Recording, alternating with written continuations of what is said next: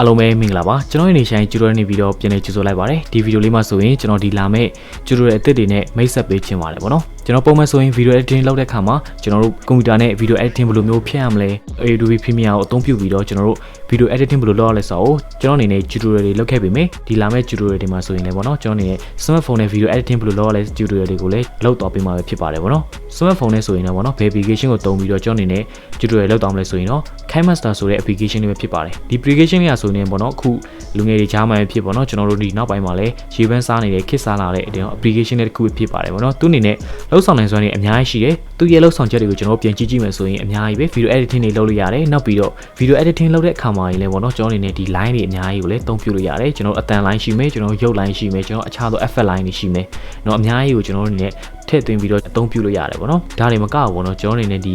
green screen ပေါ့နော်ကျွန်တော်ဒီ chroma ဖောက်တာတွေအစပေါ့နော်သူ့အနေနဲ့လှုပ်ဆောင်ပေးနိုင်ပါတယ်ပေါ့နော်ကျွန်တော်အနေနဲ့ဒီ KineMaster channel နဲ့ပတ်သက်ပြီးတော့ပေါ့နော်ကျွန်တော်တို့ဘယ်လိုမျိုး tutorial တွေလုပ်သွားမလဲဆိုရင်တော့ပေါ့နော်ကျွန်တော်ဖထမဆုံးအနေနဲ့ကျွန်တော်ဒီ KineMaster ကိုမှာဆိုရင်ကျွန်တော်အနေနဲ့ project တွေဘယ်လိုဖန်တီးမလဲနောက်ပြီးတော့ကျွန်တော်တို့ဒီ video တွေကိုကျွန်တော်တို့ trade ဘယ်လိုလုပ်မလဲပေါ့နော်ကျွန်တော်တို့ cutting ပိုင်းတွေဘယ်လိုလုပ်မလဲနောက်ပြီးတော့ကျွန်တော်တို့ video တွေဘယ်လိုထည့်သွင်းရမလဲပေါ့နော်အခြားသောဒီတခြင်းတွေထည့်သွင်းတာတွေနောက်ပြီးတော့ transition အသုံးပြုပုံတွေနောက်ပြီးတော့ကျွန်တော်တို့ဒီ filter ပေါ့နော်နောက်အခြားသောသူ့ရဲ့ adjustment တွေ option နဲ့ပတ်သက်တဲ့ဟာကိုလည်းကျွန်တော်အနေနဲ့သင်ကြားပို့ချပေးသွားမှာရှိမယ်ဒီနောက်ပိုင်းပေါ့နော်ကျွန်တော်တို့ဒီအခြားသောပေါ့နော်ကျွန်တော် green screen တွေကိုလည်းဘယ်လိုမျိုးဖြတ်ရမလဲဆိုတဲ့ဟာတွေကိုကျွန်တော်အနေနဲ့ထည့်သွင်းပြီးတော့လုပ်သွားမှာလည်းရှိတယ်နောက်ပြီးတော့ကျွန်တော်ဒီ exporting ပိုင်းတွေပေါ့နော်ပါမယ်နောက်ပြီးတော့ဒီ export အပိုင်းတွေအပြင်အခြားသောပေါ့နော်ဒီ KineMaster နဲ့ကျွန်တော်တို့လှုပ်ဆောင်လို့ရတဲ့ tutorial လေးတွေကိုလည်းကျွန်တော်အနေနဲ့လုပ်တော့ပေးမှာပဲဖြစ်ပါတယ်ပေါ့နော်ဒါကြောင့်မို့ကျွန်တော်အနေနဲ့ phone နဲ့ video editing လုပ်ချင်တဲ့သူတွေကျွန်တော်ရဲ့ဒီ tutorial မှာလာပြီးတော့လေ့လာဖို့အားလုံးကိုကြိုဆိုလိုက်ပါတယ် smartphone နဲ့ပေါ့နော် video editing tutorial တွေလုပ်သွားတဲ့အပြင်ကျွန်တော်အခြားသောပေါ့နော်ကွန်ပျူတာနဲ့ပိုင်းတွေရောအခြားသောဒီနည်းပညာပိုင်းအချို့တွေရောလည်းပေါ့နော်ကျွန်တော်အနေနဲ့ဆက်ပြီးတော့ tutorial အနေနဲ့လောက်တော့ဖို့လည်းရှိပါတယ်ဗောနော်ကျွန်တော်ရဲ့ channel မှာလာပြီးတော့လေ့လာတဲ့သူတွေတိုင်းကိုလည်းအားလုံးကိုကျေးဇူးတင်ပါတယ်